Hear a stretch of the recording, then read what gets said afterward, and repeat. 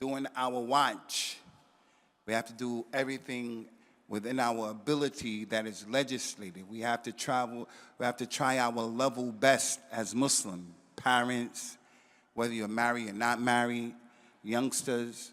We cannot let these people overwhelm us with all of this madness that's going on right now. It's a lot of madness. Took the train the other day to Leeds, and the ticket to Leeds is quite expensive. But the day that I took the train to Leeds, the day before, there was a strike.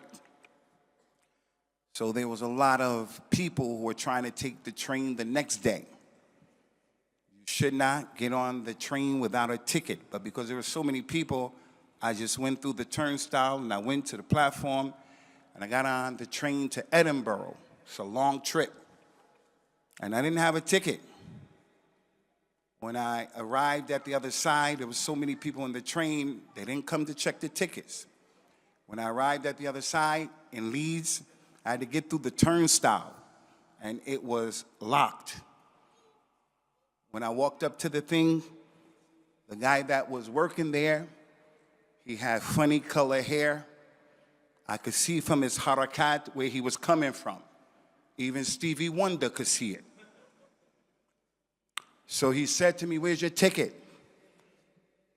Jokingly, I said, "Look, man, I identify as being invisible. So I'm not here right now. Open up the turnstile." He looked at me and he smiled and he opened it up and he said, "You have the right." This is how crazy it's getting. Now, I'm not going to try that all the time. I wasn't even serious.